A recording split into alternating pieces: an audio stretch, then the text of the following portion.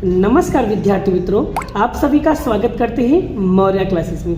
विद्यार्थी मित्रों, class 12 account chapter number 1 part 2 जिसका नाम है शेयर पूंजी के हिसाब। क्या नाम है? शेयर पूंजी के हिसाब। इंग्लिश में से कहते हैं accounting for share capital. Clear बच्चों? हम इसके ऑलरेडी एक वीडियो अपलोड कर दिए हैं, अगर नहीं देखा है तो जाकर के देख लीजिए, आपका कॉन्सेप्ट क्लियर हो जाएगा। क्योंकि एग्जाम के नज़दीक होने के अकॉर्डिंग मैं सारे के सारे इंपॉर्टेंट क्वेश्चन करा रहा हूँ। ठीक है, अगर नहीं देखा है तो जाकर प्लीज़ उसे देख लीजिए, जिससे आपका पूरा कॉन्सेप्ट क्लियर हो जाए। तो बड़ा आज के दिन मैं कराने वाला हूँ जिसमें प्रीमियम वाला क्वेश्चन होता है। वो प्रीमियम वाला क्वेश्चन कैसे सॉल्व करना है, किस तरीके से सॉल्व करना है, सब चीज़ें पूरा डिटेल वाइज समझाऊंगा। बस वीडियो में बने रहिए, एक एक चीज़ मैं आपका समझाने वाला हूँ। क्लियर बच्चों? चलिए लेने वाला हूँ यहाँ पर मैं एग्जाम्पल नंबर 7। कौन सा क्वेश्चन लेने वाला बच्चों? एग्जाम्पल नंबर 7 लेने वाला हूँ। आप देख सकते हैं बड़ा उदाहरण नंबर 7। यहाँ पर क्या लिखा है? गांधीनगर की निसर्ग फार्मा लिमिटेड ने 10 के एक ऐसे 80,000 इक्विटी शेयर प्रति 40 के प्रीमियम से निर्गमित किया है। तो ये क्वेश्चन किस टाइप का बच्चों? प्रीमियम वाला है।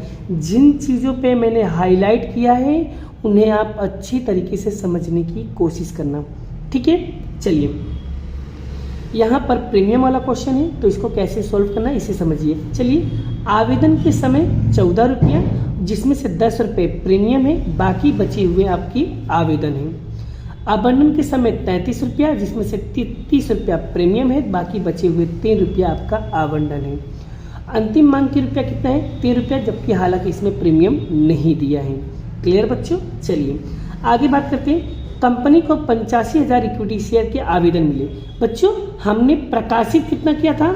80,000 का, और मिल गया कितना हमें? 85,000। मतलब यानी कि 5,000 रुपया हमें ज़्यादा मिल गया, और ज़्यादा मिल गया तो हमें क्या करना पड़ेगा? अस्वीकृत करना पड़ेगा। क्या करना पड़ेगा? अस्वीकार करना पड़ेगा, और अस्वीकार करके उसे वापस करना पड़ेगा। ठीक है, जब वापस करेंगे तो उसकी जगह पर लिखेंगे बैंक खाता। क्लियर? वो तो बात की बात है, उसे हम बाद में निपटेंगे। पहले यहाँ पर देखिए बेटा, आगे देखो। आवंटन और अंतिम मांग के समय लेनी रकम समय सर मंगाई गई थी, जिसमें थे देवामी नाम की धारा ने 2,000 रुपये शेयर पर आवंटन और अंतिम मांग की रकम के अलावा सभी शेयरों की पूर्ण रकम मिल गई। मतलब ये देवानी नाम की एक लड़की थी, इसने 2,000 रुपया आवंटन और अंतिम मांग के समय का रकम नहीं भरा है। क्लियर बच्चों?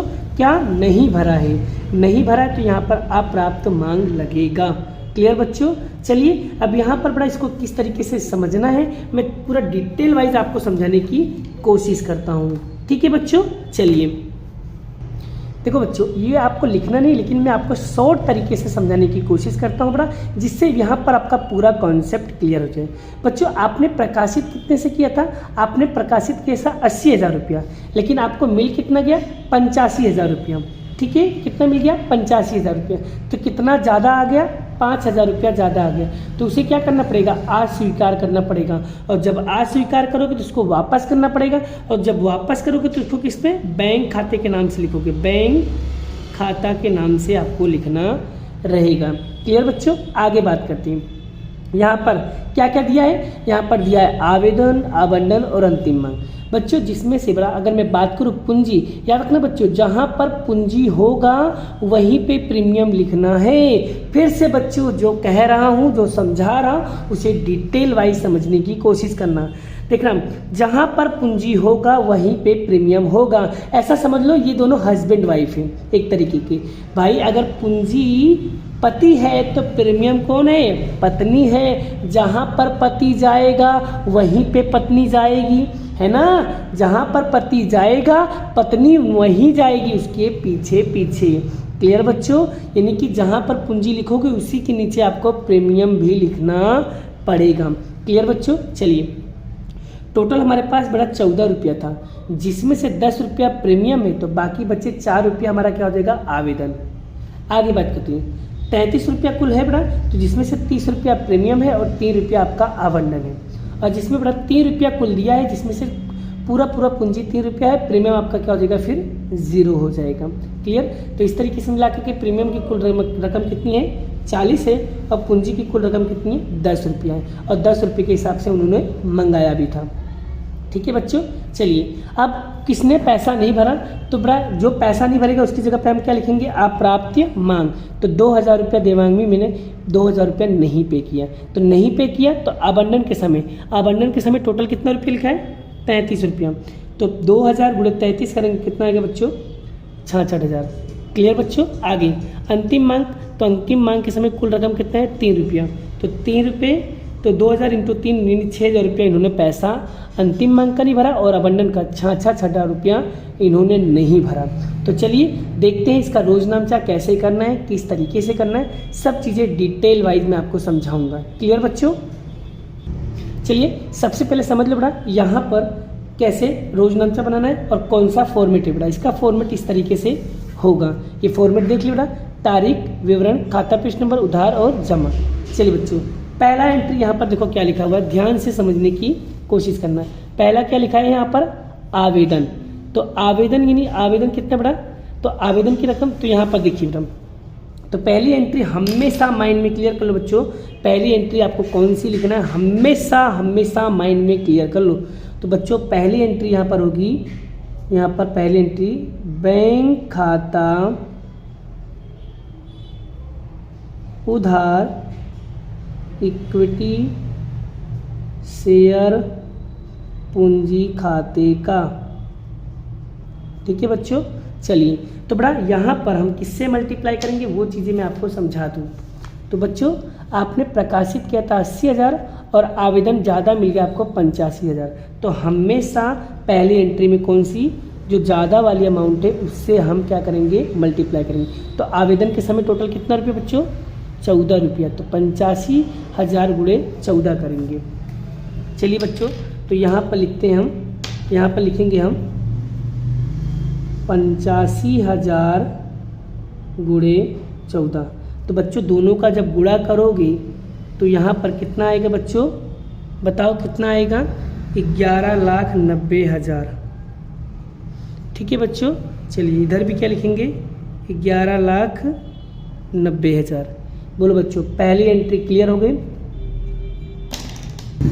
चलो बच्चों इसी की दूसरी एंट्री में क्या लिखेंगे, दूसरी एंट्री यहाँ पर लिखा जाएगा बच्चों, देखिए बच्चों यहाँ पर भाई अगर 85,000 रुपया आया है तो एक्स्ट्रा आया है, एक्स्ट्रा हमें वापस करना पड़ेगा।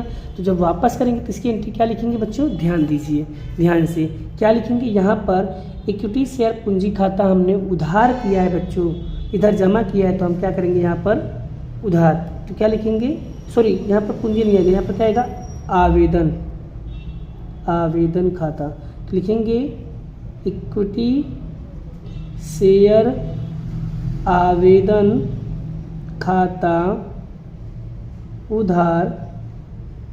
तो यहाँ पर लिखेंगे हम इक्विटी शेयर पूंजी खाते का। बच्चों पूंजी के साथ में हमेशा क्या आएगा, प्रीमियम आएगा। तो लिखेंगे यहाँ पर प्रतिभूति प्रीमियम खाते का। क्लियर बच्चों। फिर आपने एक्स्ट्रा पैसा आ गया, एक्स्ट्रा पैसा आएगा क्या लिखेंगे बच्चों यहाँ पर बैंक खाता, बैंक खाता उधार खाते का। ठीक है बच्चों, ठीक है क्लियर। अब चलिए कैसे अमाउंट निकालेंगे ध्यान से समझने की कोशिश करना बच्चों, यहाँ पर ध्यान देना, एकदम अच्छे से बताऊंगा। ठीक है अब यहाँ पर देखो इक्विटी शेयर आवेदन खाता, तो यहाँ पर देखो इक्विटी शेयर आवेदन खाता कितना लिखा है, जो लिखा है बेटा यहाँ पर कॉपी कर लो 11,90,000। बोलो ये एंट्री क्लियर। अब यहाँ पर देखो यहाँ पर बैंक खाता, बच्चों कितना एक्स्ट्रा आ गया, कितना पैसा एक्स्ट्रा आया था 5,000 आया था। तो यहाँ पर लिखेंगे हम 5,000 गुणे, बच्चों गुणा कितने से करने वाले हो, तो यहाँ पर टोटल अमाउंट कितना है बच्चों, टोटल दिया है 14, तो 14 से हम गुणा करने वाले हैं। तो 5,000 गुणे 14 करेंगे बच्चों, 5,000 गुणे 14 करेंगे कितना होगा 70,000। ठीक है बच्चों, बोलो यहाँ तक क्लियर। उसके बाद यहाँ पर आगे देखो बच्चों, यहाँ पर देखो आगे आगे यहाँ पर देखो बच्चों, आपने कितना प्रकाशित किया था 80,000, तो 80,000 रुपये प्रकाशित किया था और प्रीमियम की रकम कितना दिया है, प्रीमियम की रकम दिया है 10 रुपया। तो यहाँ पर लिखेंगे 80,000 गुणे 10 करेंगे बच्चों, 80,000 गुणे 10 करोगे कितना आएगा बेटा, यहाँ पर 8 लाख। बोलो बच्चों यहाँ तक क्लियर हो गया। अब आपको क्या करना है, सिंपल तरीका, पूंजी खाता कैसे निकालना है, एकदम शॉर्टकट तरीका बता रहा हूँ। इन दोनों को प्लस करके 11,90,000 में से माइनस कर दो बच्चों, तो यहाँ पर कितना आएगा, यहाँ पर आएगा 3,20,000। बोलो बच्चों क्लियर हो गया, 3 लाख कितना आएगा बच्चों, 3,20,000। बोलो आई होप आपको ये टॉपिक क्लियर हो गया है। चलिए अब बात करते हैं दूसरी एंट्री की। दूसरा क्या लिखा है, आवंटन। आवंटन के समय कितना दिया बेटा, 33 रुपया दिया है, तो यहाँ पर हम किससे मल्टीप्लाई करेंगे, ये वाला 80,000 गुणे 33 से। चलिए बेटा आवंटन के समय क्या लिखेंगे, चलिए लिखते हैं हम यहाँ पर। तो यहाँ पर लिखने वाले हैं इक्विटी शेयर आवंटन खाता उधार। क्या लिखेंगे, इक्विटी शेयर आवंटन खाता उधार। अब जमा में क्या करेंगे बेटा, इक्विटी शेयर पूंजी खाते का, इक्विटी शेयर पूंजी खाते का। बच्चों पूंजी के साथ में हमेशा क्या आएगा, प्रीमियम, तो यहाँ लिखेंगे इक्विटी शेयर प्रीमियम खाते का। ठीक है बच्चों, चलिए यहाँ तक क्लियर होगा। आगे अब अमाउंट कैसे निकालना है उसे ध्यान से समझने की कोशिश करो बच्चों। तो यहाँ पर आवंटन का कितना अमाउंट दिया बच्चों, यहाँ पर हमेशा किसको लेंगे, ये वाला 80,000। तो 80,000 गुणे कितना रुपया दिया आवंटन का, आवंटन के समय 33 रुपया दिया, तो यहाँ पर गुणे करेंगे हम 33। तो 80,000 गुणे 33 करेंगे बच्चों, तो 80,000 गुणे 33 करेंगे तो यहाँ पर होगा 26,40,000। क्लियर, क्या 26,40,000 होगा। क्लियर बच्चों, आई होप यहाँ तक आपका कॉन्सेप्ट क्लियर हो गया है। आगे बात करते हैं बच्चों, यहाँ पर लिखा है प्रतिभूति प्रीमियम। तो बच्चों 80,000 गुणे प्रीमियम कितना दिया बच्चों, प्रीमियम दिया है 30 रुपया, तो यहाँ पर हम 30 से क्या करेंगे, गुणा करेंगे। तो 80,000 गुणे 30 करेंगे बेटा, तो यहाँ पर कितना होगा बच्चों, यहाँ पर होगा 24 लाख। कितना होगा बच्चों, 24 लाख। अब आपको सिंपल पूंजी कैसे निकालना है, तो 26,40,000 में से माइनस करो, 24 लाख को माइनस करोगे तो यहाँ पर आएगा 2,40,000। आई होप आपका ये कॉन्सेप्ट भी क्लियर हो गया है। चलिए इसके आगे की एंट्री हम करते हैं, इसका सेकंड वाला बैंक वाला एंट्री करते हैं। चलिए करते हैं। चलो बच्चों, जब बैंक वाला करने से पहले बेटा यहाँ पर देखो, एक अप्राप्त मांग, देवांगी ने क्या किया, 2,000 रुपया आवंटन के समय पैसा नहीं भरा, तो हम क्या करेंगे, 2,000 गुणे 33 रुपये से क्या करेंगे, गुणा करेंगे, मतलब 66,000 रुपया उन्होंने आवंटन की रकम नहीं भरा। तो क्या रोज नाम से बनेगा, बैंक खाता उधार अप्राप्त मांग खाता का उधार और इक्विटी शेयर आवंटन खाते का। बोलो बच्चों क्लियर। चलिए आप देखो, इक्विटी शेयर आवंटन का रकम तो हमने ऑलरेडी निकाल दिया। इक्विटी शेयर आवंटन खाते का रकम कितना है, 26,40,000। तो यहाँ पर लिख देंगे हम, यहाँ पर लिख देंगे जमा साइड में 26,40,000। बोलो बच्चों क्लियर हो गया, यहाँ से कॉपी कर लिया। आगे बच्चों अप्राप्त मांग में क्या लिखेंगे बेटा, अप्राप्त मांग में इसने पैसा नहीं भरा था, यहाँ पर देखो ध्यान से, तो यहाँ पर आवंटन के समय 2,000 इंटू 33 करेंगे, तो 2,000 यहाँ पर लिखेंगे, यहाँ पर ध्यान दो, तो 2,000 गुणे 33 करेंगे बच्चों, तो यहाँ पर कितना होगा, 66,000। तो यहाँ लिखेंगे 66,000। और बैंक खाता निकालने का सबसे आसान तरीका बता रहा हूँ बच्चों, आपको करना क्या है, आपको ये करना है 26,40,000 में से 66,000 माइनस कर दो। 26,40,000 में से आपको क्या करना है, 66,000 माइनस करना है। तो यहाँ पर बच्चों क्या निकल के आएगा, यहाँ पर निकल के आएगा 25,74,000। क्लियर बच्चों। आप एग्जाम्पल में जाके देखोगे, उदाहरण में जाके देखोगे, वहाँ पर अप्राप्त मांग नहीं होगा, वो लोग डायरेक्टली इसको माइनस करके यहाँ पर लिख देंगे। बट बच्चों कॉन्सेप्ट के साथ रखोगे तो आपका कॉन्सेप्ट 100% क्लियर हो जाएगा और इसी तरीके से सारे सवालों को आपको सॉल्व करना रहेगा। आई होप यहाँ तक आपको क्लियर हो रहा है। चलिए आगे बढ़ते हैं। तीसरी एंट्री क्या लिखी हुई है उसके बारे में पढ़ते हैं। तीसरी एंट्री क्या लिखा है? अंतिम मांग। अंतिम मांग के समय कितना बेटा? 3 रुपया है। चलिए अंतिम मांग में भी देखो उन्होंने क्या किया, अंतिम मांग के समय भी उन्होंने पैसा नहीं भरा, तो 2000 गुणे 3 करेंगे तो 6000 रुपया उन्होंने पैसा नहीं भरा है। चलिए इसकी एंट्री देखो कैसे करते हैं, ध्यान से समझने की कोशिश करो। चलिए बच्चों यहाँ पर देखो इक्विटी शेयर अंतिम मांग खाता उधार इक्विटी शेयर पूंजी खाते का। अब बड़ा यहाँ पर क्या लिखेंगे बेटा, कितना लेंगे? 80,000। 80,000 गुणे कितना करेंगे? 3 रुपया। ये लिखेंगे यहाँ पर 80,000 गुणे 3, तो यहाँ पर कितना आएगा बच्चों? 2,40,000। कितना आएगा? 2,40,000। बोलो बच्चों यहाँ तक क्लियर हो गया। चलिए आगे बात करते हैं इसकी दूसरी एंट्री। दूसरी एंट्री कौन सी लिखेंगे? बैंक वाला। चलिए कैसे लिखेंगे बेटा? यहाँ पर आएगा, ध्यान से समझने की कोशिश करना बच्चों। यहाँ पर क्या आएगा? बैंक खाता उधार अप्राप्त मांग खाता उधार इक्विटी शेयर अंतिम मांग खाते का। ठीक है बच्चों। चलिए इक्विटी शेयर अंतिम मांग का तो हम क्या करेंगे, ऊपर से चोरी कर लेंगे। कितना लिखेंगे? 2,40,000। बोलो बच्चों यहाँ तक क्लियर हो गया। अब हम देखो अप्राप्त मांग कितना रुपया उसने पे नहीं किया बच्चों?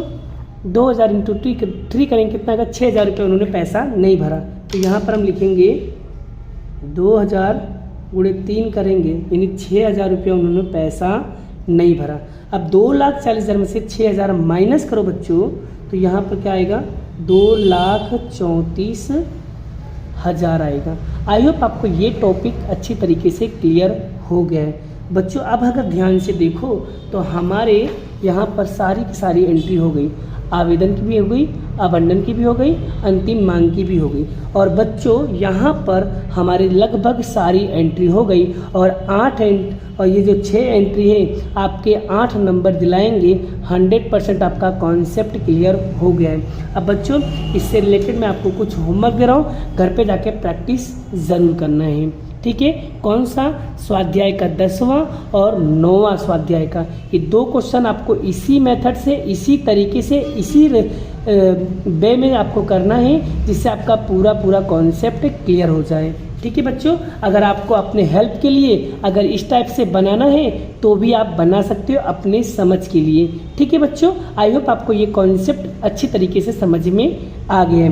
बस आपको ये करना है बेटा कि ये जो रोजनामचा है, ये रोजनामचा हमेशा फिक्स होता है, तो टेंशन नहीं लेने का। ये रोजनामचा अगर तुम याद भी कर लोगे तो भी कोई दिक्कत की बात नहीं, क्योंकि हर एक रोजनामचा फिक्स होता है। इसलिए क्लियर बच्चों, आई होप आपको बड़ा ये कॉन्सेप्ट, ये वीडियो अच्छी तरीके से समझ में आ गया है। चलिए मिलते हैं नेक्स्ट वीडियो में नेक्स्ट लेक्चर के साथ, और आपको एक नेक्स्ट कॉन्सेप्ट सिखाएंगे, जब्ती वाला पॉइंट।